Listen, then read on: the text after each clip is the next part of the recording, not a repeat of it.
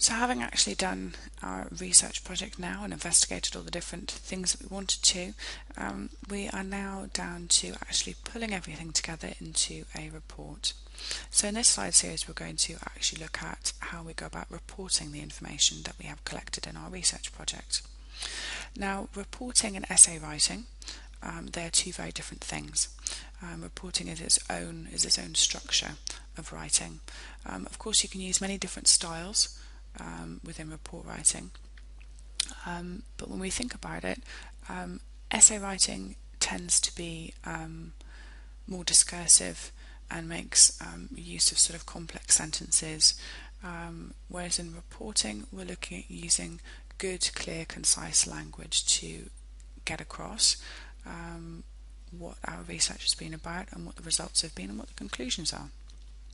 So the difference between reporting and essay writing: reporting, we tend to use things that are much more structured. So we have a contents list, we use titles and subheadings, we present our data, we state theory, we use evidence, we do a good chunk of analysing our findings, and at the end we often put in things like recommendations for action.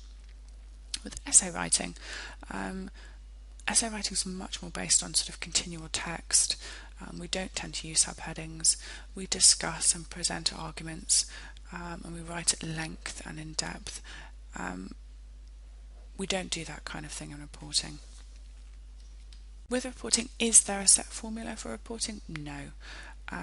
Every report is different, and it depends on what the purpose of the report is, who it is being written for, and what kind of research is actually being reported. What makes a good report? Learn Higher interviewed academics who regularly set and mark reports and asked what they felt the most common problems in poor reports were. And they added a number of different things. They said that poor reporting is around not answering the brief, the report being badly structured, the writing style not being appropriate, maybe being more essay orientated instead of report orientated, not being very clear, in expressing what you're trying to do, using too much jargon, and not using enough or using material that's not really relevant. So taking on that board, what actually makes a good report? Top tips from Learn Higher are about things like reading your brief, checking the types of sections that your report should have, remembering that reports are actually meant to be informative, and bearing some consideration to who you're actually writing your reports for, keeping your writing simple, and keeping your writing appropriate and clear, spending a good amount of time on the discussion section, so actually bringing things together into some form of discussion. What does it mean? What's it about? Making sure that your referencing is correct and complete, planning your time, and of course ultimately proofreading as well, proofreading very carefully to make sure everything is in its right and proper place. Now, it's important when you actually start off writing a report to understand that reports, generally they're not read in the same order that you write them in. Reports are often not read in what we sort of call sequential order. People are actually most likely to read reports in the order of reading the abstract of the summary first, then reading the introduction, then reading the conclusions, then going back to have a look at the discussion and the findings, and then looking at the appendices. What this doesn't mean is that less time should be spent on discussion or the findings sections, but it does show the sections that you may think of as being less important, such as, say, for example, the abstract or the introduction, are actually often the places that a reader will get their first impression. So it is really, really worth getting those sections right. Now, when we think about structuring a report, unlike essays, reports are very formally structured into sections.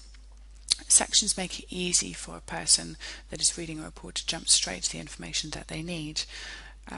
Each of the sections need to have their own purpose, and they need to be written in an appropriate style.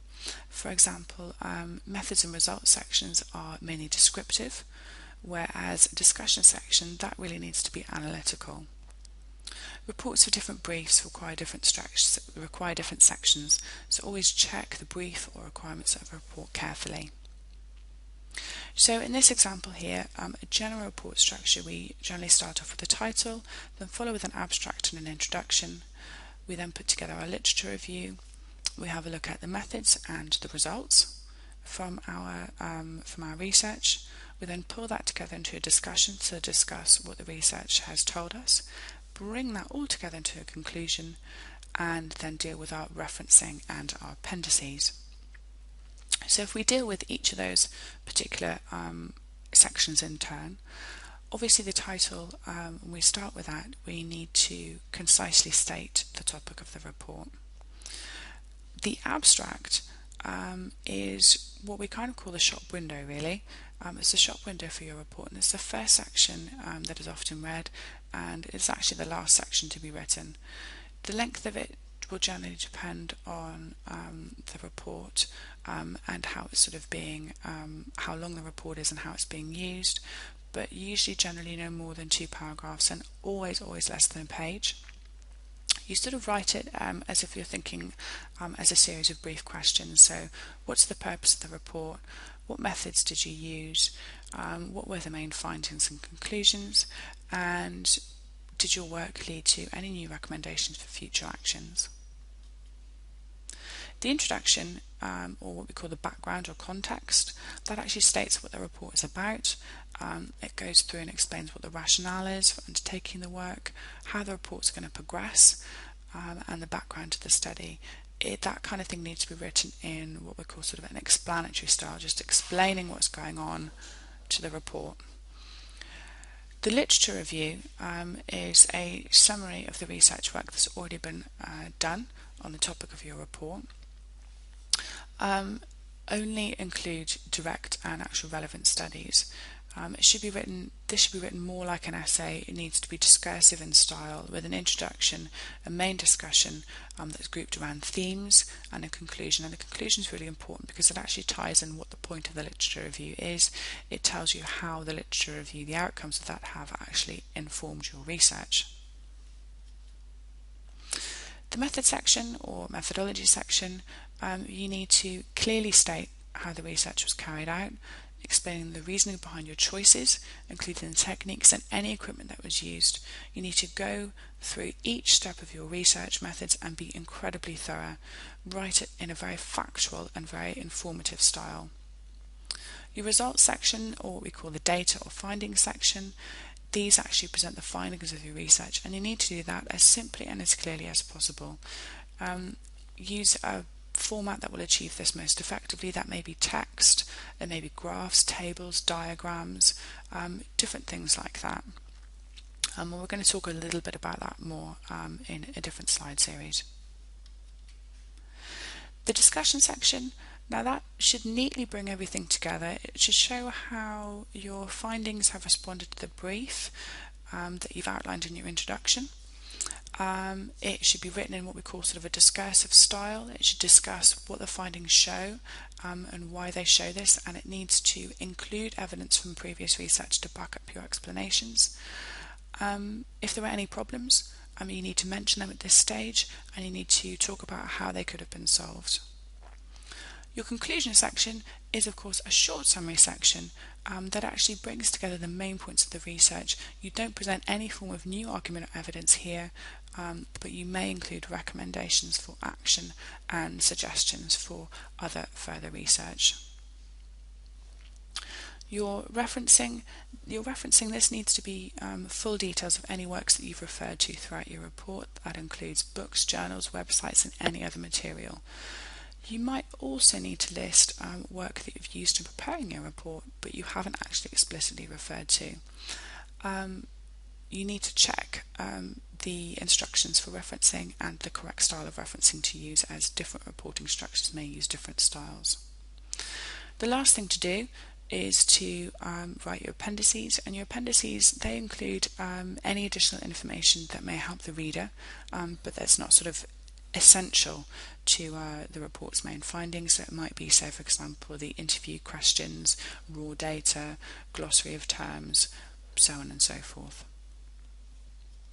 one brief word on referencing is that referencing really it helps to distinguish your own ideas from those that are gained from external sources. It helps to construct, structure and support and communicate your arguments, and it links your work that you've done to actually an existing body of knowledge.